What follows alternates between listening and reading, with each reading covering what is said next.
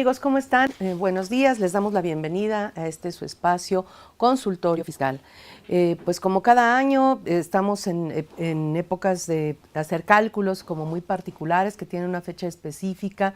Ya pasamos, estamos en pleno con el tema de declaraciones anuales, pero también tenemos el tema de la participación de los trabajadores en las utilidades de las empresas. Este cálculo, el cálculo del monto a repartir, pues se hace al cierre del ejercicio, se tiene que presentar dentro de la declaración anual y bueno, y después en mayo, pues se tiene, entre mayo y junio se tendrá que repartir a los trabajadores. Entonces el día de hoy pues hablaremos pues un poco de toda esta temática de cálculo y del reparto de utilidades a los trabajadores que pues tienen que estar enterados y al pendiente para que puedan ejercer sus derechos. Como ya es costumbre en este espacio, nuestra facultad, la Facultad de Contaduría y Administración, va a obsequiar 2 suscripciones trimestrales digitales a la revista Consultorio Fiscal a las personas que en el transcurso del programa nos respondan correctamente a la pregunta que daremos a conocer durante el mismo. Así es que manténgase pendiente porque vamos a obsequiar estas 2 suscripciones digitales a la revista. Bueno, vamos a presentar a nuestro invitado del día de hoy, a quien le damos la bienvenida, desde luego a este espacio, es su casa.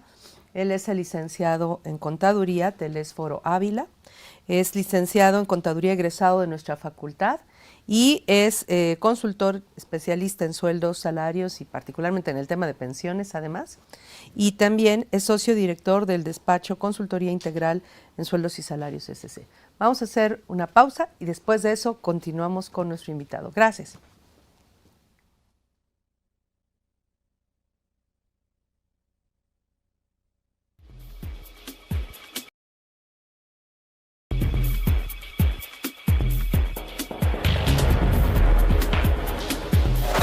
En su edición 828, correspondiente a la segunda quincena de febrero de 2024, Consultorio Fiscal, como siempre, presenta interesantes artículos de corte fiscal, jurídico, laboral, contable financiero y de prevención del lavado de dinero.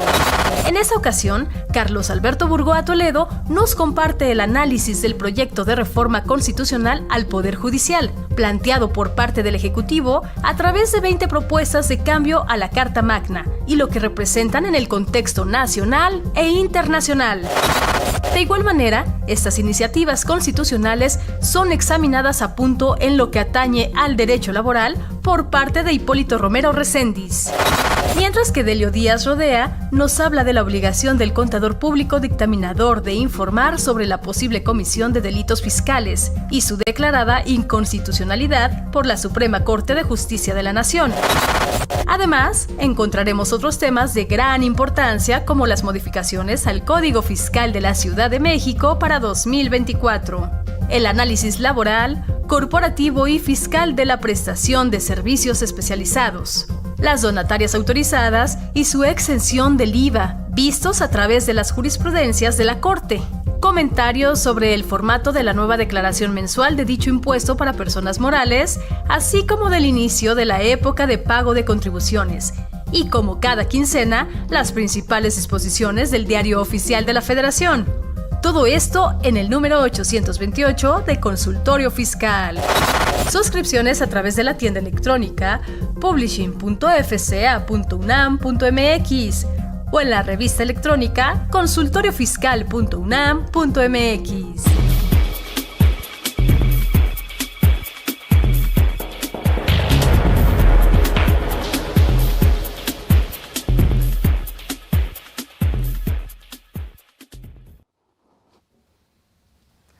Pues ahora sí estamos de vuelta y ahora sí vamos a iniciar con nuestro invitado. Telésforo, bienvenido a este espacio. Muchas gracias por estar con nosotros y acompañarnos y apoyarnos para la realización de este programa. Bueno, pues muy buenos días a todos, nuestra audiencia, y muchísimas gracias, Susi. Es un placer por aquí estar compartiendo este espacio contigo, a toda la universidad, ¿verdad? Tengo una satisfacción porque además soy egresado de aquí de la, por supuesto, de la Facultad de Contaduría. Esta es tu casa además. Pues vamos a iniciar con el tema de PTU. A veces podría decir uno, bueno, ¿cuándo se debe tratar el tema de PTU actualmente? Yo creo que actualmente se tiene que tratar dentro de la fase de presentación de declaraciones anuales, porque haces el cálculo de la base de la utilidad que vas a repartir, pero a veces no se tiene la obligación de pagar todo, sobre todo por las reformas recientes a la Ley Federal del Trabajo, donde lo que le toca al trabajador está limitado a un monto establecido en la Ley Federal del Trabajo, y entonces lo que originalmente se había dicho que se iba a repartir se tiene que ajustar, y entonces el gasto a hacer finalmente es menor, y por estos límites que se establecieron a fechas recientes en la Ley Federal del Trabajo. Entonces esto afecta pues el monto que se informa en la declaración anual, y obviamente el estado de resultados, que disminuye el gasto, etcétera, ¿no? Pero vamos a empezar por lo primero, ¿de dónde nace la obligación de pagar utilidades, de participar en las utilidades a los trabajadores? Pues como todo derecho, ¿no? Realmente nace en la Constitución Política de los Estados Unidos Mexicanos, en ese artículo 123, apartado A, en una fracción que es la 9ª. Sí, ahí es donde se establece esa obligación de que las empresas están obligadas a compartir esa riqueza que producen, ¿no? Entonces tiene un objetivo realmente esto de la PTU, que es primero reconocer ese esfuerzo laboral, ¿verdad?, que hacen los trabajadores para la empresa, número 1. Y número 2, la repartición de esa riqueza también. Y por último, ese incentivo que va a provocar esta participación de las utilidades. Entonces yo creo que no debemos perder de vista eso, y la verdad que los trabajadores, por una parte, hay varios que sí le echan ganas y que lo que esperan es precisamente ese reconocimiento, esa retribución por ese esfuerzo que hacen. Los empresarios pues también muchas veces andan cuidando el manejar las utilidades, etcétera, etcétera. Pero como bien dices, hay reformas importantes, y que a mí también me gustaría aprovechar este espacio para informarles a nuestros amigos que uno como especialista en este tema de lo laboral, sin salirnos a otras leyes, fíjate que nuestra Ley Federal del Trabajo se publicó un 1 de abril de 1970, ¿verdad? Entonces, ¿cómo es posible que celebramos un 1 de mayo cuando se publicó un 1 de abril de 1970? Bueno, tiene algo que ver, porque se publica en ese diario oficial del 1 de abril, pero entra en vigor un 1 de mayo de 1970. Por eso que se conmemora la Ley Federal del Trabajo en ese día, o el Día del Trabajo, ese 1 de mayo de 1970. Además, una conmemoración a nivel mundial por los sucesos a nivel mundial que ocurrieron también en este sentido, ¿no? Así es, sí, de la huelga de Cananea, y toda una historia muy importante. Pero bueno, vamos como tenemos un tema hoy en lo especial, fíjate que también vale la pena decir que esa ley que se publicó en esa fecha, en 1970, ha tenido 44 reformas y 4 fe de ratas. Fíjate, 44 reformas de 1970 a la fecha. Y de esas, creo que las más importantes se dieron del año 2012 hacia acá, ¿verdad? Porque en 2012 ya es cuando se empiezan a reconocer los derechos humanos de los trabajadores dentro de la ley. Entonces es algo muy, muy interesante. Después viene una reforma también muy importante en 2017, que es para reconocer el nuevo sistema de justicia, justicia fiscal, penal, laboral, ¿verdad? Y luego ya viene esa reforma del 2019, ¿verdad? Y así sucesivamente en 2021, en 2019, en donde nacen las famosas outsourcing. Es donde se reconoce por primera vez en México este tipo de figuras. Se regula, ¿no? Bueno, ya se había reconocido de alguna manera en la ley, en la reforma de 2012, en el 15A, 15B, etcétera. Pero se regula de manera más específica y ahora mucho más control por parte del Estado, ¿no? Para las prestaciones de servicios especializados, ¿no? Así es. Bueno, ese es 2019 cuando entra esta regulación del outsourcing, y en 2021 es cuando entra el REPSE. Perdón, tienes razón. Y desaparece el outsourcing. Entonces yo decía, ¿cómo es posible que tantos años que desaparece entre comillas, ¿no? Más que nada se regula, es a lo que ahora se requiere un registro para que, o sea, sí hay outsourcing, sí hay subcontratación, pero regulada, ¿no? Así es, exacto.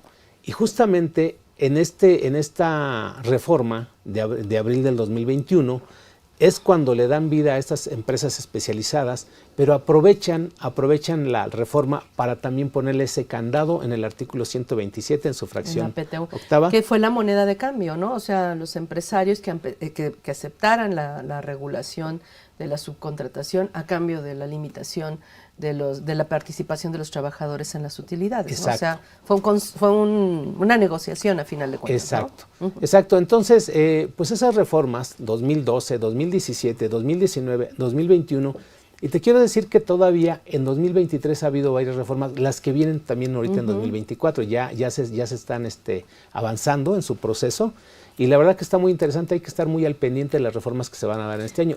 Quiero que puntualices esa parte, porque como que hay mucha confusión. La reforma que se quedó pendiente, que según yo todavía no se aprueba y creo que no se ha aprobado, es lo de las horas laborales, ¿no? La reducción de la jornada laboral. Porque recientemente estuve en un evento y el expositor afirmaba que ya se había aprobado, ya era un hecho. Acláranos, por favor, esto.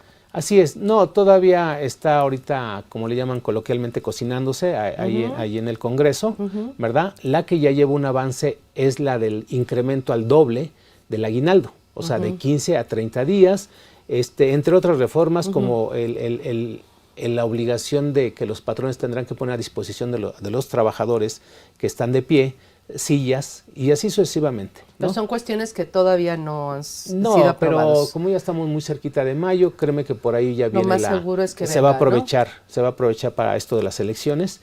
Y bueno, no omitir que en el año pasado, el 4 de diciembre, del 4 de diciembre del 2023, se publica también en el Diario Oficial una reforma que tiene que ver con riesgos de trabajo, que casualmente hoy es el último día para presentar la declaración de riesgos de trabajo. Que es la ¿sí? tabla, ¿no? Que es la tabla del artículo 513 y el artículo 514. Pero vienen a reconocer todas aquellas enfermedades que se tienen ya desde hace muchos años, más las que se provocaron a través del COVID, ¿no? De la influenza. ¿Esa tabla no se había modificado anteriormente? No se había modificado. O sea, desde 1970, vamos. No. O bueno, a lo mejor había tenido alguna reforma, pero no muy reciente. Así es, no muy reciente. O sea, yo te puedo platicar que más o menos unos 15 años que no tenía un cambio. Y hay muchas enfermedades que han salido, ¿no? Así es. Y ahora que se viene a publicar esa tabla, pues la verdad es una tabla que abarca muchas páginas porque se reconocen muchas enfermedades y que también es todo un tema. Ojalá que algún día podamos platicar. Sí. Ajá. Sí, ojalá que algún día tengamos la oportunidad de platicar sobre ese tema, porque tiene que ver también, riesgos de trabajo tiene que ver mucho con las pensiones, pero sobre todo con esas obligaciones que tienen los trabajadores y que no lo hacen. Y nada más ocupo el espacio para decirles, si ya te dieron de alta en el Seguro Social, lo mínimo que tienes que hacer es ir y registrarte para obtener tu carnet, ¿no? Y traerlo siempre contigo. ¿Y qué crees que eso no lo hacen? Sí. Y además, ir creando tu expediente clínico, ¿sí? En el mismo instituto, que tampoco lo hacen y que tiene que ver con este artículo. O sea, ¿cómo quieres que se te reconozca una enfermedad si no tienes tu carnet, si no tienes un expediente clínico? Bueno, pues por ahí estamos mal, ¿no? Y más que nada ahora con todo el diseño del programa IMSS Bienestar, ¿no? Que va a estar muy ligado a la salud en general de todo el país, ¿no? Entonces sí se requiere arrancar, registrarse, darle seguimiento a tu salud, hacerte tus pruebas periódicas, etcétera, ¿no? Así es, sí, yo he estado pues, promoviendo mucho esto de que cumpla las obligaciones de los trabajadores porque tarde que temprano lo van a necesitar, ¿no? Así es. Y por último, en el mes de enero, o sea, de este año, el mes pasado, se publica también una reforma que tanto en la Constitución como en la Ley Federal de Trabajo, en todas las leyes, Ley de Seguro Social, etcétera, que tiene que ver con los trabajadores del campo. También porque también ese sector ha ido disminuyendo, entonces quieren incentivarlo, ¿verdad? Y bueno, pues por ahí también hay mucha reforma. Y bien, entonces dentro de esto, ya tocando el tema de la PTU, ¿verdad? En particular. Decíamos, la Constitución Política sí es muy clara en el artículo 123, apartado A, sobre esa fracción novena, en donde todos los patrones tienen esa obligación de participarle de las utilidades a los trabajadores conforme a las disposiciones que vengan en las leyes. En este caso, la Ley Federal del Trabajo, ¿sí? Y en la Ley Federal del Trabajo son prácticamente como artículos principales 15, que es un apartado que viene del artículo 117 al 131. Y ahí vienen las normas, las reglas del reparto, etcétera. Pero también hay otra normatividad que es complementaria de estos artículos, que es el reglamento de los artículos 121 y 122 de la Ley Federal del Trabajo, ¿verdad? Y también un artículo 126 en su fracción sexta que regula qué empresas podrán no repartir utilidades también. O sea, aparte de las que ya se regulan en los artículos 117 al 131. Ah, sí, perfecto. Pues empecemos por lo primero. ¿Qué se entiende por empresas para efectos laborales? Porque no, como que para efectos fiscales sabemos qué son las actividades empresariales, ¿no? Agricultura, ganadería, pesca, silvicultura, comercio, industria. Pero este concepto es fiscal y no tiene que ver con lo laboral. Lo laboral tiene su propia regulación, ¿no? Entonces, en este caso, ¿quiénes son las empresas o qué entendemos por empresas para ver quién tiene que repartir utilidades? Así es, mira, yo creo que aquí tendríamos que sobre todo dejar en claro para todos nuestros amigos, porque muchas veces cuando nos metemos a definiciones incluso técnicas, a veces se confunde. La misma ley hoy ha hablado de patrones, ¿verdad? Patrones o personas empleadoras, ¿no? Entonces, oye, defíneme bien si son personas empleadoras o si son patrones, ¿verdad? Y esto en la Ley Federal del Trabajo, créeme que no se define. O sea, en la Ley del Seguro Social sí hay conceptos que hablan de qué se entiende por persona empleadora, pero en la Ley Federal del Trabajo pues, simplemente hablamos en el artículo 10 qué se entiende por patrón. Toda aquella persona física o moral que utiliza los servicios de algún trabajador, ¿no? De alguna persona física trabajador. Pero yo creo que ahí es donde hay que dejar bien en claro, ¿no? Porque si vamos a hablar de un reparto de utilidades y está hablando que son las empresas, pues realmente esas empresas más bien hay que ponerles la etiqueta de patrones. O sea, mientras hay una relación laboral, tienes que pagar. Nace esta obligación. Sí, eso es muy importante porque a veces ha habido confusión. Para efectos fiscales, por ejemplo, una de las personas morales que no es empresa es una sociedad civil, una asociación civil. ¿Por qué? Porque no realizan actividades empresariales y para efectos fiscales la definición de empresa es la persona física o moral que realiza actividades empresariales. Dijimos agricultura, ganadería, pesca, silvicultura, comercio e industria. Entonces, un despacho de contadores pues ni es comerciante, ni industria, ni realiza actividades del sector primario. Entonces, alguna vez alguien decía, no, es que las sociedades civiles no tienen que pagar PTU porque no son empresas, pero lo estaban analizando desde el punto de vista fiscal que no tiene nada que ver con lo laboral. Ahí es una unidad económica de producción de bienes y servicios y se acabó. Entonces el concepto laboral pues es mucho más amplio, ¿no? Entonces no tiene nada que ver con estas confusiones que se dan luego en materia fiscal. Entonces, y sí, este punto es, en principio, lo de tener una relación laboral, ¿no? Tener trabajadores a tu servicio. Así es, y tiene un alcance porque esas unidades económicas, que son personas físicas, personas morales, ¿verdad? Y las incluye incluso las personas que se dedican al cuidado de los bienes, ¿no? En este caso, cuando se trata de inmobiliarias, de personas físicas que tienen bienes en arrendamiento y que contratan a trabajadores para el mantenimiento, etcétera, también existe esta obligación del pago de la PTU si hay un margen, ejemplo, si hay una utilidad, ¿no? Que el arrendamiento de bienes inmuebles, incluso en materia fiscal, está clasificado como un acto de naturaleza civil en principio, o sea que no sería empresarial, y sin embargo tienes la obligación de repartir utilidades. Entonces, teniendo trabajadores a tu servicio, en principio tendrías, con base en la definición de empresa para efectos laborales, tendrías que repartir utilidades, ¿no? En principio. Ahora, ¿quiénes, bajo esta generalidad, quiénes no tienen la obligación de repartir utilidades? Así es.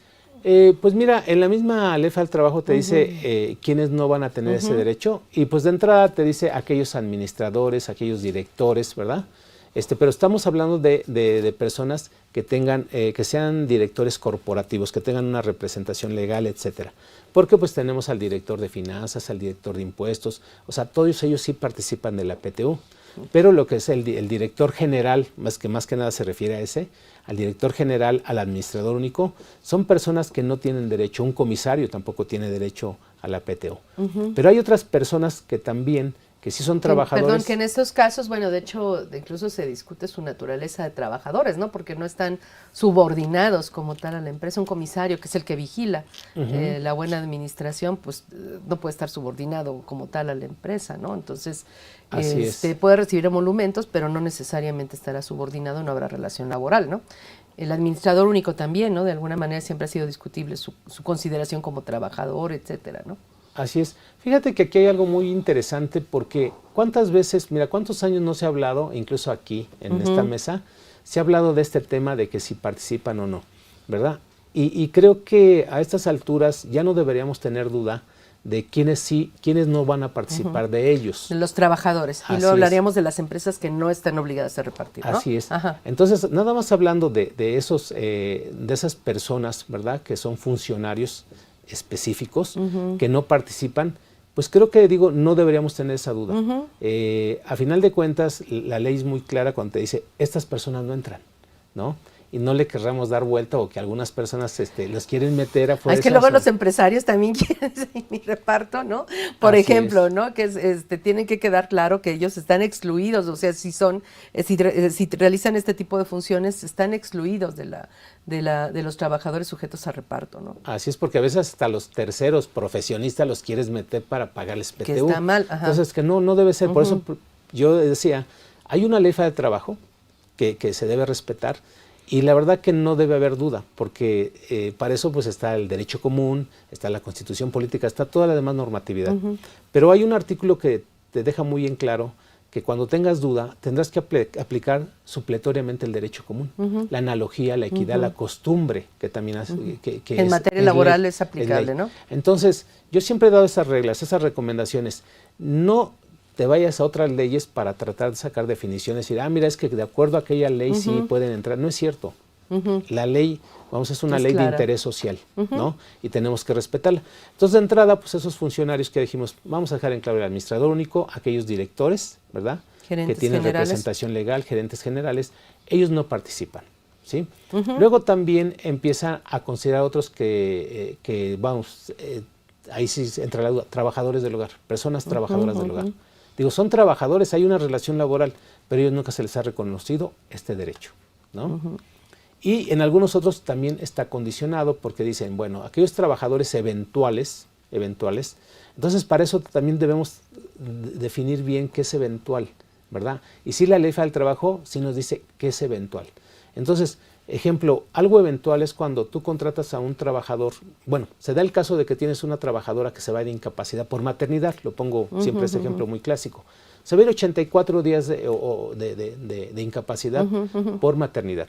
Y tú dices, bueno, pero es un puesto clave que es recepcionista y pues, ¿quién va a atender?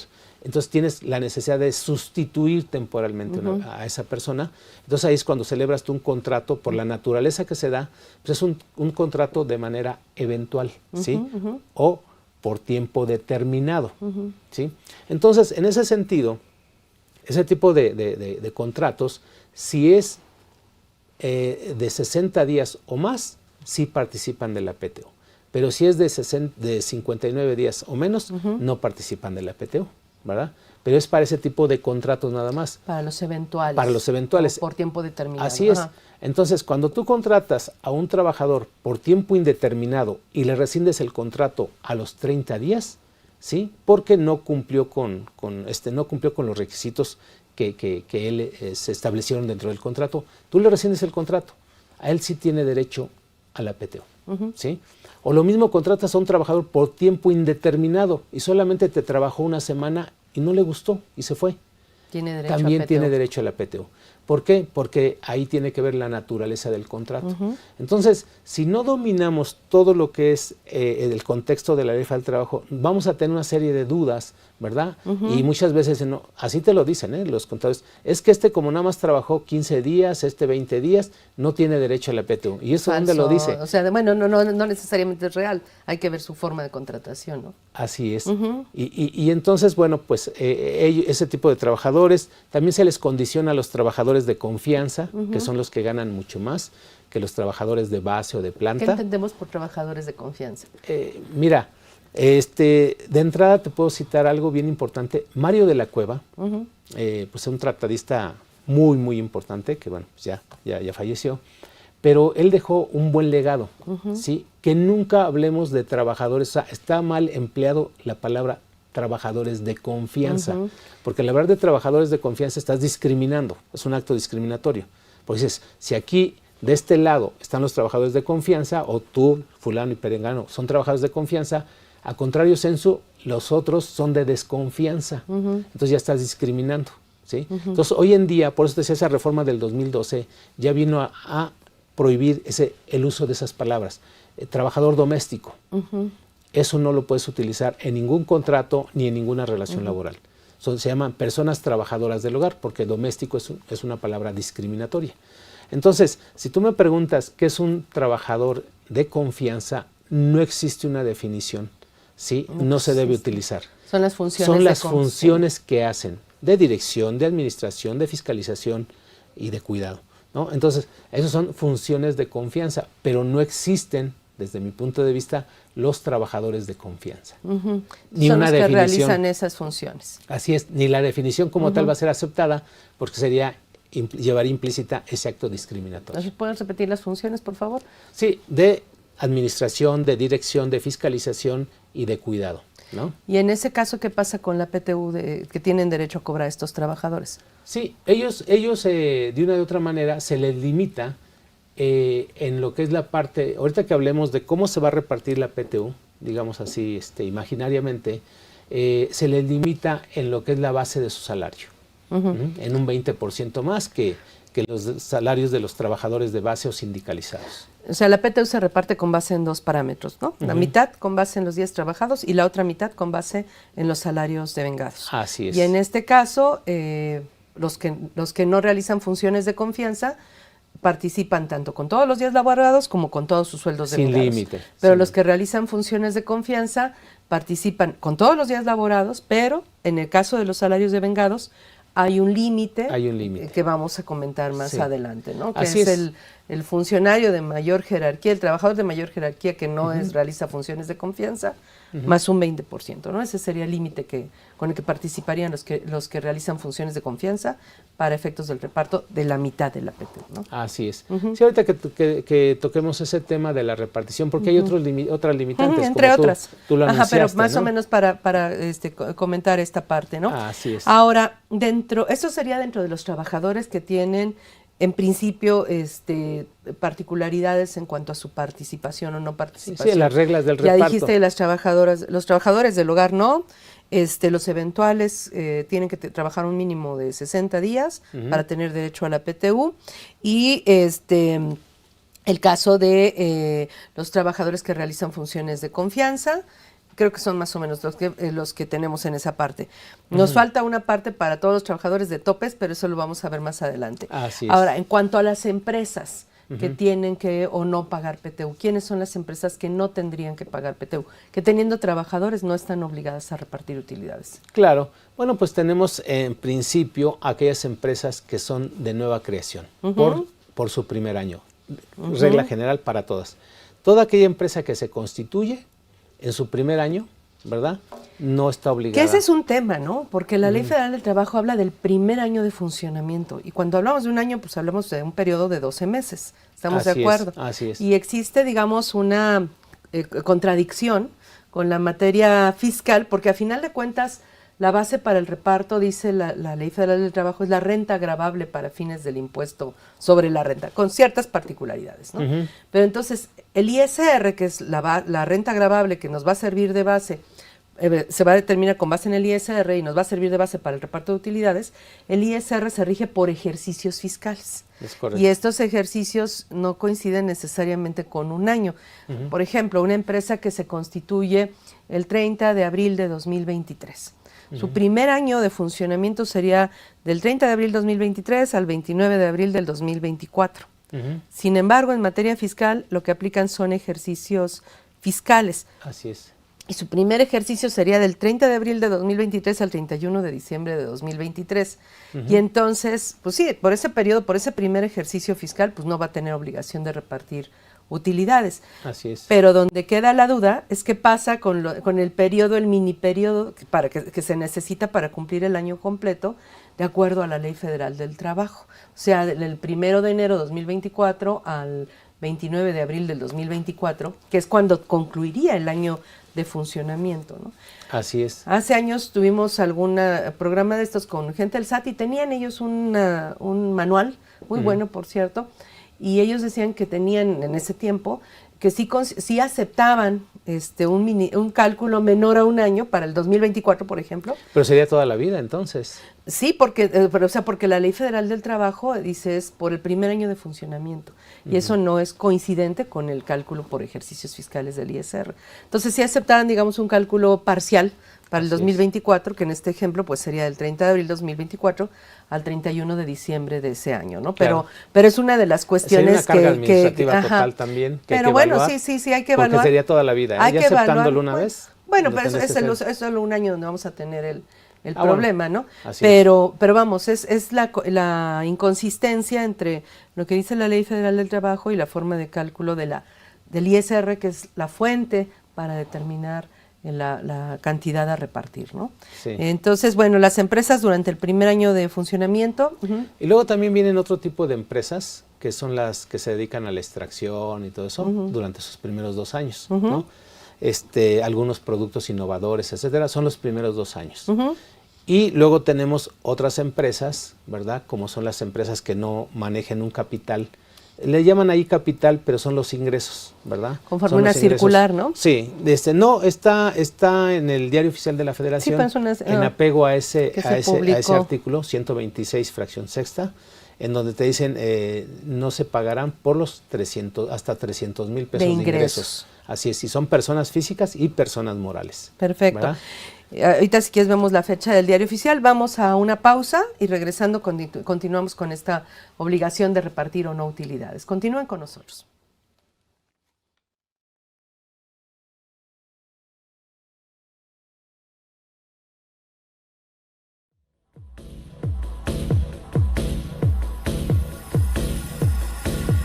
En Déficit, con José Silvestre Méndez.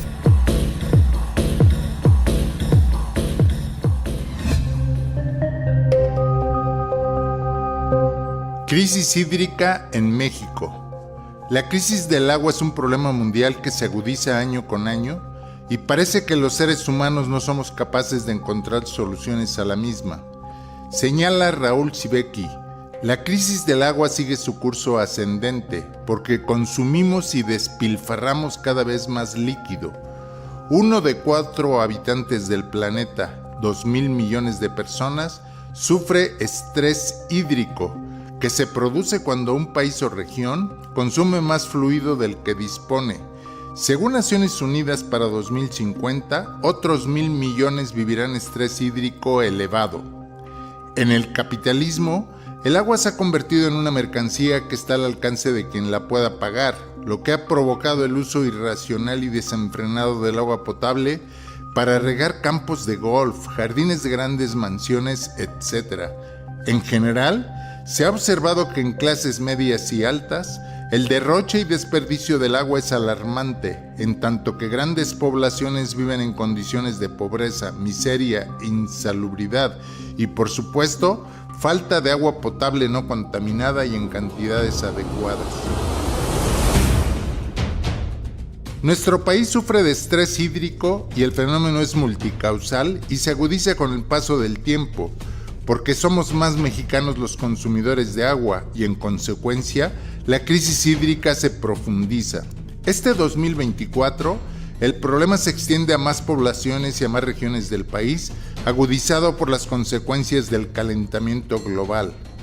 Algunos problemas relacionados con la crisis hídrica del país son: más del 60% del país padece algún problema de sequía, contaminación de acuíferos y fuentes subterráneas de agua, por nitrógeno, plásticos y patógenos, uso abusivo del agua para procesos industriales, incluyendo la producción de cervezas, refrescos y agua embotellada, abundante desperdicio de agua en procesos de extracción de hidrocarburos por fracking, fractura de rocas, construcción de plazas comerciales que requieren de agua, imparable la sequía del sistema Cutzamala y de la presa del Valle de Bravo en Ciudad de México, construcción inmobiliaria que rebasa la capacidad de suministro de agua potable. Hace falta tomar muchas acciones coordinadas para resolver el problema de abastecimiento del agua a nivel mundial y a nivel nacional, enfrentar la problemática en forma local, regional, nacional y mundial. Como señala un editorial de un periódico, en México y en el mundo se ha llegado a un punto en que es imposible voltear la mirada hacia otra parte. pues el manejo del agua es, de la manera más literal e inmediata, un asunto de vida o muerte. En lo que toca al país, se requiere una intervención mayúscula en la que se empeñe toda la voluntad política y social para rescatar este recurso. A partir del reconocimiento de que el estrés hídrico es un desafío a la seguridad y la supervivencia nacionales, ha de desplegarse una batería de medidas legislativas y ejecutivas de infraestructura, concientización, racionalización, investigación y redistribución que eviten un colapso irreversible e inevitablemente catastrófico. El agua debe convertirse en un bien público, en un derecho para todos los seres humanos. Cada país debe garantizar el abasto de agua potable para sus habitantes sin importar su condición económica y social. El Estado debe garantizar que el agua llegue a todos y no sea acaparada y mal usada por los grupos económicos más poderosos de la sociedad. El agua debe dejar de ser una mercancía. Para resolver el problema del agua en México, propongo establecer una estrategia sustentable que involucre a los tres poderes de gobierno, ejecutivo, legislativo y judicial, y a los tres niveles, nacional, estatal y municipal, al sector privado de la economía y al sector académico. Debe ser de largo plazo, estableciendo metas anuales y quinquenales, teniendo como objetivo único dotar de agua potable en cantidad y calidad adecuada a todos los habitantes del país.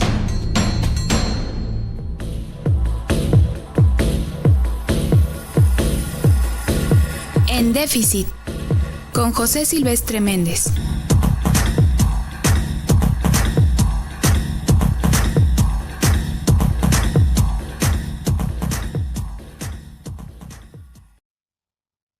Pues ya estamos de regreso.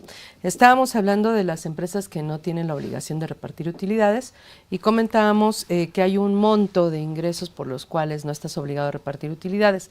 No es de ahí para arriba, o sea, son las que no ganen más de eso, ¿no? O hasta eso, ¿no? ¿Cuál sería? El monto decías que era de 300,000 pesos, ajá, y esto nace de la Ley Federal del Trabajo. Sí, artículo 126, fracción sexta, y el diario oficial se publica un 19 de diciembre de 1996, en donde se acuerda, ¿verdad?, que para efectos de ese artículo y esa fracción, el monto de los ingresos o de ese capital debe ser de hasta 300,000 pesos. Perfecto. Sí. Personas físicas y o morales, patrones, personas físicas o morales, ¿no? Hasta que no tengan, que no excedan de esos ingresos. Y bueno, en el porcentaje de reparto, pues es el 10%. Así es, ahorita platicamos de eso. Tenemos también otras empresas, ¿verdad?, que no están obligadas, que son las de asistencia pública y privada, que reciben recursos, ¿verdad?, para fines sociales. Y también tenemos algunas instituciones, organismos públicos descentralizados, como es el Instituto Mexicano del Seguro Social, el Infonavit, que también tienen trabajadores, pero como ellos son del apartado B del artículo 123, los exceptúan también, entre otros, la Cámara de Comercio, que también tienen trabajadores. Ese tipo de entidades no están obligados a repartir PTU, salvo que tuvieran que hacer enajenación de bienes y que si hay una ganancia en esa enajenación, sí se tiene la obligación de pagar PTU. Bueno, a ver aquí respecto a las instituciones de asistencia, tienen que estar reconocidas como tales, ¿no? Que son las IAPs, ¿no? Las instituciones de asistencia privada. Esas efectivamente no tienen obligación de repartir utilidades, pero hay otras personas morales con fines no lucrativos que no están reconocidas como instituciones de asistencia y, por ejemplo, para efectos del impuesto sobre la renta, dice que no son contribuyentes del impuesto sobre la renta. Hay un título específico en la ley que regula a las personas morales con fines no lucrativos. Aunque no tengan fines de lucro, tienen trabajadores, muchas de ellas. Y decíamos, bueno, la obligación en principio nace prácticamente de tener trabajadores, ¿no? O sea, no tienes que dedicarte a una actividad lucrativa para tener la obligación de repartir utilidades. Claro. En ese sentido, las únicas que quedarían excluidas expresamente de esas que son no lucrativas para efectos del ISR, las únicas que quedarían excluidas de repartir expresamente en la Ley Federal del Trabajo son las que acabas de señalar, las asistenciales, los organismos públicos descentralizados, y párale de contar, ¿no? O sea, así es. Sí, exactamente. Por eso yo les decía que, y la verdad que he estado constantemente insistiendo en que no combinemos las leyes. Cuando empezamos a hablar de la ley del impuesto a la renta, donde efectivamente hay un título de las personas morales no contribuyentes, entonces ya había una confusión. Entonces no hay que salirnos de la Ley Federal del Trabajo y por eso decíamos, mientras haya una relación laboral Número 2, que haya utilidades también. Ese es el otro tema, porque la utilidad, pues bueno, a lo mejor puede haber muchas formas de medir una utilidad. Obviamente nosotros nos regimos por las normas de información financiera, Así es. pero el cálculo aquí en la Ley Federal del Trabajo, de la base del reparto, pues es fiscal. Ese es el punto, ¿no? Así es, pero te lo define la misma Constitución y la misma Ley Federal del Trabajo. Así es. Para efectos de utilidad, por eso decía, que hay una relación laboral, ¿verdad? Y luego que haya una utilidad. Pero esa utilidad se llama renta gravable. Y ese es el problema con las personas no lucrativas del título 3, que teniendo muchas de ellas la obligación de repartir utilidades a sus trabajadores, porque no están excluidas en materia laboral, el problema es que la ley del ISR las tipifica como no contribuyentes del ISR y su renta gravable es muy particular, bajo ciertas condiciones existe, bajo otras no, etcétera. Entonces ahí muchas de ellas dicen, pues no es que no tenga la obligación de repartir, no tengo base, lo cual es a veces podría ser discutible desde el punto de vista del trabajador, para decir, pues yo qué, ¿no? Claro. ¿Qué pasaría? ¿Qué opinas en ese caso? Sí, mira, yo la verdad como que ya soy de la idea que por tantos años de estudio, no tengo la duda, porque digo, tienes que ser uniforme. Creo que por aquí había un maestro, que en paz descanse, Raúl Amezquita, ¿verdad? Él decía, erróneo o correcto, pero constante. Consistente. Consistente. Yo creo que así debemos ser. A estas alturas, mira, cuando hablamos de una utilidad y hace referencia la Ley Federal del Trabajo a una renta gravable, ve y busca ya la renta gravable conforme a los diferentes artículos, el 9, el 111. En este caso podríamos decir que sería, aunque no esté sujeto al pago del impuesto, el remanente distribuible que se calcula en términos del artículo 80.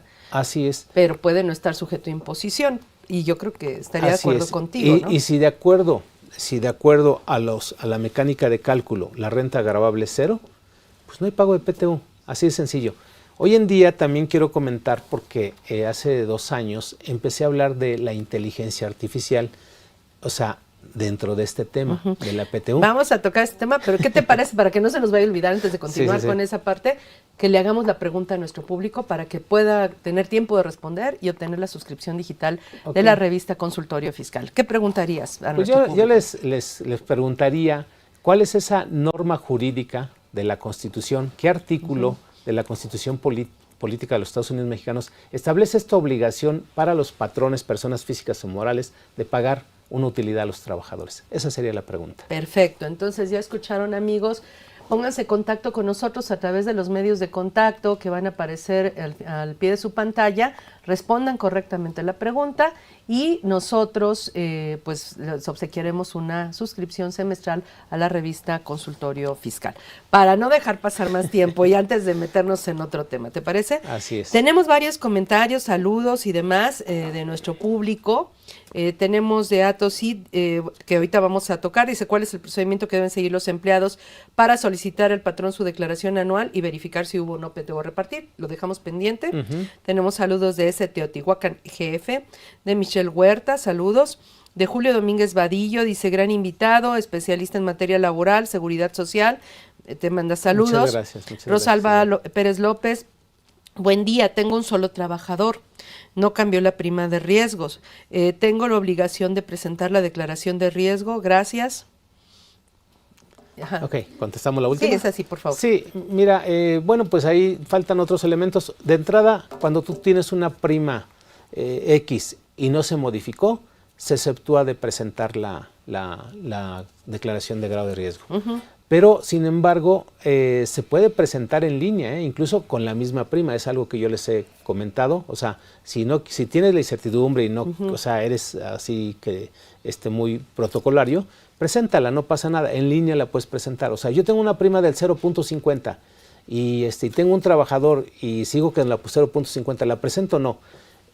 Pues de entrada el reglamento de afiliación clasificación de empresas te dice que no se presente, ¿sí? Pero no pasa nada si lo haces. Pero si lo haces, no te van a multar. Pues simplemente la presentas vía internet o la presentas presencial. Sí, digo, vamos, yo nada más lo he hecho para efectos didácticos, sí le he presentado, pero la recomendación es que no se presente si tienen la misma prima. Perfecto. Julio Domínguez Vadillo. Hola, si tengo un trabajador de salario mínimo, ahí se me pasó, fue la pantalla, espérame, que no se timbró nómina de enero a mayo 2023, ¿es posible timbrarla hoy a efectos de presentar la declaración de sueldos? Sí, mira, aunque no fuera esta fecha, porque me han tocado consultas de, oye, fíjate que todo el año 2020 no timbré mi nómina, ¿qué va a pasar? Pues mira, de entrada no ha pasado nada, porque no te ha requerido la autoridad, nada de eso. Preséntalo, presenta el timbrado, haz tu timbrado, de todo, obvio que lo va a hacer con fecha actual, pero ahí viene un periodo de pago. ¿Sí? Eso es lo más importante. Es lo más importante. Entonces yo les digo... Es una ventajísima del CFDI de nómina que se acumula con base en la fecha de pago. Entonces, aún lo hagas ahorita, se va a acumular en ese ejemplo que cita nuestro público de enero a mayo 2023. Así es. Y por otra parte, digo, no estoy promoviendo el que no se timbre, sí, por lo contrario, luego. Para eso estamos, para decir cumple en tiempo y forma, pero eso es forma, ¿sí? O sea, el fondo es lo más importante. Que se haya prestado el servicio, que se haya pagado el salario, retenido los impuestos, ¿verdad? Y enterado, y sobre todo, pues esta parte de la bitácora de la relación laboral, y eso es lo más importante. Pero ya en la forma, que es el timbrado del comprobante, pues eso sí hay que tratar de hacerlo en tiempo y forma también, pero si ya no lo hiciste, pues hazlo de manera espontánea. Aquí nada más habría que precisar que como es un documento, un comprobante fiscal para efectos de deducir, pues la fecha límite para obtención del comprobante para efectos fiscales, para poder deducirlo como gasto, pues es la fecha de presentación de la declaración anual. Claro. Igual está en tiempo, no hay ningún problema. Obviamente la miscelánea también dice que los ajustes para los CFDIs de nómina tienen que hacerse en febrero. Pero bueno, a final de cuentas, si lo hace después aún como fecha límite, la fecha de presentación de la declaración anual, para efectos de deducir, pues va a cumplir, aunque probablemente tenga problemas para presentar su declaración anual, porque toda esta información la jala prellenada para la declaración anual, y probablemente el sistema, si no lo hacen a más tardar hoy, pues tendría problemas para que lo relacione, ¿no?, con su declaración. Así es. Sí, toda la parte fiscal, digo, es muy interesante, pero yo creo que siempre debe prevalecer la parte laboral, ¿no? Para todos los efectos. Hay que conocer que tenemos plazos, ¿no?, en ese sentido, para deducir, por ejemplo, ¿no? Claro. Sí, nos hacían una pregunta también muy interesante ahí de cómo le haces, qué procedimiento tienen que utilizar los trabajadores, ¿no? Bueno, tenemos antes de eso otra última pregunta nada más. Dice, Lavinia Reyes Zárate, persona física, honorarios con un trabajador, ¿debe pagar PTU? Si tiene renta gravable, sí. Sí, si tiene renta gravable, sí. Y que no sea su primer año de funcionamiento, ¿no? Así es, y que no haya rebasado los 300,000 pesos. Y que rebase más bien los 300,000 pesos de ingresos. Así es. También tenemos saludos de Elizabeth Arisbe, a quien también le enviamos un saludo desde aquí. Bueno, entonces ya tenemos quienes reparten, los trabajadores quienes participan, quienes no participan. Ya tenemos que se entiende por empresas, el monto mínimo de ingresos para tener la obligación de repartir. Con base en este monto mínimo de ingresos, si en un año no lo rebaso, pues no reparto, y al año siguiente, si rebaso, sí reparto, ¿o cómo funcionaría nada más los 300,000 pesos de ingresos? Sí, si en el siguiente año, o sea, si tus ingresos no rebasan 300,000, los años que te mantengas así, que digo, ya estamos hablando de que no es negocio. Sí, ¿no? bueno, porque, pero... para tener esas cantidades, digo, porque eso también se publica en 1996, ya estamos hablando ya está muy rebasado, ¿no? Pero bueno, es la cantidad que tenemos. Sí, tendríamos que, son el tiempo que se mantenga así. Bueno. Vamos entonces ahora, ya se presentó, ya determiné mi base, ya dijimos que pues para eso necesito el cálculo con base en la ley del ISR, que son, ingresos menos deducciones. La única diferencia entre ingresos y deducciones del ISR contra la base de la PTU es que para PTU sí se restan los ingresos exentos de los trabajadores en la parte que no fueron deducibles. Es correcto. Y eso es lo único. De hecho, el formato ya lo está haciendo ahorita. El formato de declaración anual ya te pregunta si quieres que te calcule la base de la PTU y te la calcula, ¿no? Así es. Sí, a mí me ha tocado en algunas empresas ponerle ahí que sí. Y la verdad, por otra parte, efectivamente tengo mi hoja de cálculo en donde parto de los ingresos acumulables, le resto las exenciones, ¿verdad? Que la parte no deducible de los ingresos no deducibles, y luego con las deducciones de ese autorizadas, resultado, ¿no? ya vienen las deducciones autorizadas y ya me da la base para la el PTU. reparto. Ajá, así es. para la PTU. Y ya eso se va a multiplicar por un 10%, que ese 10% ya se ha mantenido durante muchos años, porque hace, no sé, como 30 años, según yo me acuerdo, 8%. era el 8%, ¿no? Que dijeron 42 más el 8 era el 50, o sea, tu socio, sí. tu socio de las empresas era un socio también, era el SAT, ¿no? Con un 50%. Así es. Perfecto. Bueno, y ahora se suma, bueno, ya tienes esa cantidad a repartir, pero se suma también las cantidades que no se hayan pagado de años anteriores, que los trabajadores no se hayan presentado a cobrarlas, ¿no? Ajá. Híjole, ese es un tema muy, muy interesante. Porque, a ver, ¿qué dije que sí, es tan particular? No, es que muchos tenemos esa idea, que la PTU que no se repartió, ¿por qué motivo no la repartiste? Uno, porque el trabajador no fue a cobrar esa cantidad. Sí, que ya no laboraba en la empresa y no Así se es. enteró que hubo reparto de utilidades. No se enteró, fíjate, Ajá. ya dijiste, no se enteró. ¿Y por qué no se enteró? Bueno, lo tienes que publicar y dar a conocer. Tienes que ¿no? publicarlo. Ajá. Entonces, en el artículo 516 de la Ley Federal del Trabajo, regula cuándo prescriben esas obligaciones, ¿no? Entonces, para poder prescribir, debiste haber cumplido, ahora sí que de la A a la Z, todos los procedimientos. Todos los procedimientos, porque si no cumpliste con alguno de ellos, ejemplo, no hiciste las publicaciones, no le comunicaste, y él no cobró, y tú al siguiente año repartes esa cantidad. Él puede llegar a los 3 años, a los 8 años, a los 10 años, y te puede decir, oye, ¿qué crees? Que por ahí alguien me dijo que cuando yo trabajé en tu empresa, tenía PTU. Hubo PTU, y no me lo pagaron, vengo a cobrarlo.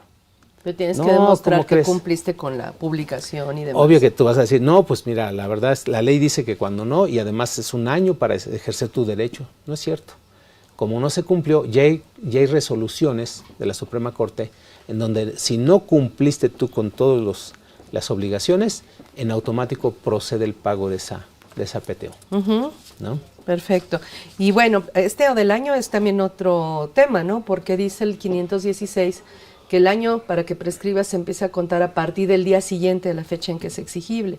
Así es. Suponiendo que la declaración anual se presenta el 31 de marzo, que la PTU se tiene que pagar dentro de los 60 días siguientes a la fecha de 30 de presentación del anual, que es el 30 de mayo, entonces el año empieza a correr a partir del 31 de mayo. Es correcto. Ajá, entonces un año del 31 de mayo de 2024, pues concluiría el 30 de mayo de 2025. Así y es. ese día todavía puede llegar a cobrar su PTU del 2023. Así es. Y en ese día estás repartiendo la PTU del 2024. Ajá.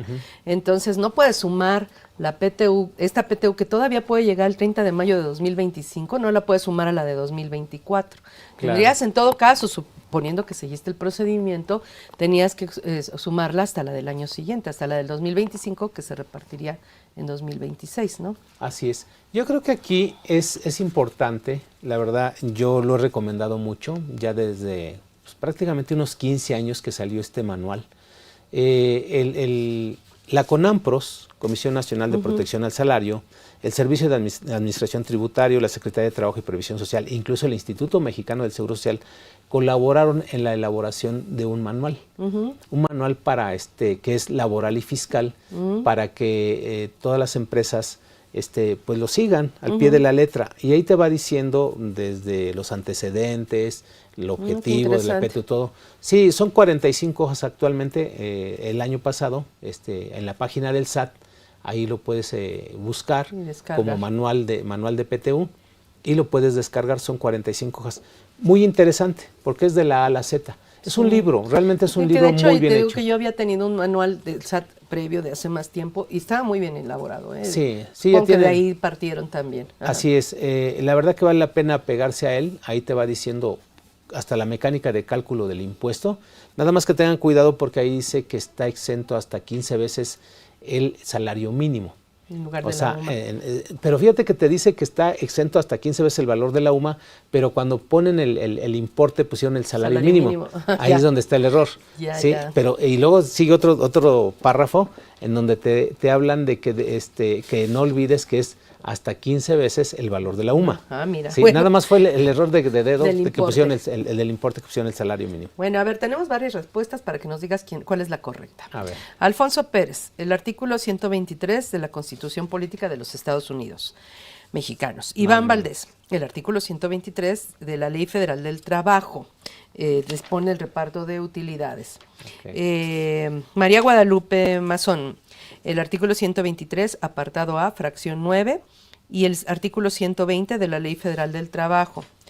Y Jesús Reyes, el artículo 123, apartado A de la Constitución. ¿A quién se lo damos por A la señorita. penúltima, Sí, verdad? sí. Ah, Sí, es la que dijo es la única que está completo, completa, sí, ¿no? completo y Que es correcto, sí. María Guadalupe Mazón de Toluca, es la que obtiene su revista, su suscripción Así gratuita es, a la y es que revista. es el artículo 123, tiene dos apartados, el Así A y es. el B, ¿no? Sí, Y fue la cada más uno tiene sus completa. fracciones, digo, pues hay que puntualizar. Así es. Y antes de continuar, tenemos una pregunta pendiente ahorita, pero tenemos también otra pregunta. Dice, hola, Olivia Santillán. Bueno, tenemos saludos también de Lavinia Reyes Zárate, para ti. Muchas gracias. Olivia Santillán, hola, muy buen día, con el gusto de saludarlos. Y si la empresa tuvo, durante yo estando en ella trabajando y nunca dio utilidades. Sí tuvo utilidades, nunca dio utilidades. Si hubo, puedo reclamar todos los años la PTU, nunca cumplió con los requisitos. Sí, mira, las denuncias deben ser ante la Secretaría de Hacienda y Crédito Público, o sea, por medio del SAT. Son las otras instancias también, la Secretaría de Trabajo y Previsión Social. Aquí lo conveniente es que si ella tiene los elementos, ya sea de esa paga de salarios, ¿verdad?, en donde se puede comprobar que nunca le pagaron la PTU y ella considera que sí hubo PTU, puede hacer la denuncia simultáneamente al SAT y luego a la Secretaría de Trabajo y Previsión Social. Y ahí le van a dar seguimiento para que en un dado momento el SAT empiece ahora sí que dentro de sus facultades de fiscalización y revisión, empezar a requerir la información. Eso es muy importante porque el que no pagues la PTU, para empezar, si un trabajador se queja con el SAT está obligado a ejercer sus facultades de comprobación para efectos de determinar si hubo o no base para el reparto, ¿no? Entonces, un trabajador no contento te puede enviar a la autoridad para efectos fiscales. Híjole, ¿no? es que en las empresas, la verdad, hay de todo, hay de todo. Está No, sí, muy está difícil. bien, sí. Digo, ¿cuántas empresas no les dan seguro social? Ni siquiera ya hablemos de la PTU, sí. el seguro social, ¿no? Sí, pero eso digo, pero que estén conscientes los empresarios de que sí pueden tener ese problema. Sí, sí que yo creo que aquí también vale la pena, sobre todo si algún empresario llega a ver este video, ¿no? O nos está viendo ahorita en vivo, yo creo que debe tomar en cuenta que la multa va de 250. Además de que pueden tener una visita o una revisión por parte de la autoridad fiscal, la multa, ¿no? Así es, sí, de que te detecten en las partidas otras inconsistencias, te van a decir, mira, por el incumplimiento, o sea, ya incumpliste porque efectivamente había utilidades, aparte de que le vas a pagar al trabajador, te voy a imponer una multa que va de los 250 a los 5,000 UMAS, ¿sí? Entonces es una cantidad muy fuerte que pues cualquier patrón no pudiera aguantar una multa de ese tamaño, ¿no? Entonces que estén conscientes de lo que así implica es. Sí, son de 27,142 hasta 542,850 pesos la multa. Perfecto. Pues sí, tiene Artículo que 994, fracción 2. Es donde viene esto de la multa. Así bueno, es. tenemos una última respuesta. Arisbet Betancourt, artículo 123.9, también está incompleta, ¿no? Así es. Bueno, por otro lado Pero tú tenemos... dijiste 2 suscripciones. Sí, pues falta una, pues ya no... Pues ya puede no, ser ella. Bueno, se porque la dijo, damos a sí, ella, pues 123. aunque no diga el apartado A. Le faltó el apartado, tienes razón. Bueno, como quieras, si quieres, Así bueno, es. sabemos. Vamos a ver con la producción a ver qué deciden en ese caso. Ok, perfecto. Tenemos otro punto, en este caso, una pregunta que teníamos pendiente, que sería ¿cuál es el procedimiento que se sigue? Ya presentaste tu declaración anual, ya estableciste, calculaste la base para el reparto. Nos faltó hoy una parte, es que la PTU está topada hasta con el nuevo límite que se establece por trabajador. ¿Cuál es? Son hasta 3 meses de su salario o el promedio de los últimos 3 años del pago de la PTU, el que resulte más favorable, ¿verdad? Es artículo 127, fracción octava, ahí es donde se regula que se limita ese pago de la PTU. Y ahí, bueno, pues trae otras consecuencias como es el asiento contable. Ese es ¿no? el punto. O sea, tú calculas una PTU, tienes que hacer tu proyecto de reparto para presentar tu declaración anual, porque no vas a saber cuánto es realmente la PTU a repartir si no aplicas estos límites. Claro. Entonces, sería ajustar la provisión, digamos, de la PTU, si tiene que reducirse por estos límites, ¿no? Así es. Mira, en mi opinión, yo les he recomendado, las cosas conforme van sucediendo hay que irlas considerando, hay que hacer el registro. Entonces, una de las obligaciones que tú tienes que hacer es, al 31 de diciembre, tienes que reconocer esa contingencia del pago de la PTU. Digo, sabemos que la declaración la estás presentando en marzo, pero todos tus asientos contables deben estar considerados al 31 de diciembre. Entonces, ¿qué es lo que se sugiere? Tú provisionas la PTU en su totalidad, ¿sí? Ahorita te voy a platicar. A mí ya me pasó un antecedente hace muchos años de una inmobiliaria que a final de cuentas entró en liquidación. Y al entrar en liquidación, pues de acuerdo a los ingresos o las deducciones, una inmobiliaria ya tenía prácticamente nada de deducciones. Entonces salió una utilidad y esa utilidad eran, pues haz de cuenta, 45 millones, que al 10% eran 4 millones y medio. Eran 2 trabajadores. O sea, felices iban a estar de recibir esos 4 millones y medio. Entonces, a final de cuentas, ahí está topado también su PTU para ese tipo de trabajadores a un mes de su salario, ¿sí? ¿Qué tuvimos que hacer? Se provisionó los 4 millones y medio, se hizo el asiento contable después de la paga por el mes topado y luego se tuvo que regresar otra vez la PTU a resultado de ejercicios anteriores. Digo, es para que sepan. O sea, a final de cuentas el gasto se reduce, ¿no? Entonces, yo diría que si ya lo si sabes que es menos lo que tienes como pasivo, pues podría se ajustarse. puede hacer también así. El 31 de diciembre. Bueno, y nos queda ya un minuto prácticamente. La pregunta que quedó pendiente, el procedimiento para que los trabajadores puedan estar conscientes y seguros de que hay o no reparto. Así es. Mira, creo que el fundamento para ganarle al tiempo está en el artículo 121 y 122. Tiene un reglamento de los artículos 121 y 122 de la Ley del Trabajo. Pero te voy a decir que sí es interesante que, número uno, se haga una convocatoria para invitar a los trabajadores a participar en la integración de la comisión. Ya una vez que se hizo la convocatoria, van a empezar a llegar las personas interesadas y van a tener que presentar una serie de requisitos, van a tener que cumplir con requisitos para ver si ellos son candidatos a integrar la comisión. Y ya una vez que integren la comisión, entonces ellos ya se van a comprometer en una acta, mediante un acta, a ser responsables de todo el procedimiento para la determinación del proyecto, para el recibimiento de las objeciones y todo eso. Y dentro de esas facultades, ahí mismo a esa comisión, ¿verdad?, que ya está integrada, ellos van a tener la facultad para recibir, número uno, de entrada del patrón, la declaración y los anexos, ¿no? Perfecto. Y el patrón les tiene que dar todo. Sí. Porque luego hay gente que dice, ay, no, ¿por qué les van a dar todo? Pues los tiene que dar todo, ¿no? Así es, pero toda el artículo, el reglamento de esos artículos 121 y 122, que también está publicado en el Diario Oficial de la Federación, tienen ahí los pasos, cómo deben seguir, los plazos para pedirla, los plazos para poner las objeciones, todo eso. Entonces, la verdad, no te lo dice la ley, te lo dice ese reglamento de los artículos 121 y 122. Pues se nos acabó el tiempo, mi querido Estelésforo. Okay. Muchas gracias, la verdad creo que es un tema muy completo. Muchas gracias por estar con nosotros en este programa, te agradecemos nuevamente. No, gracias a ustedes. Y la próxima semana también tenemos una cita nosotros con nuestro público y el tema va a ser plan de acción del SAT para el ejercicio 2024. Gracias, los esperamos por aquí la próxima semana. Gracias. Gracias a ti, hasta luego.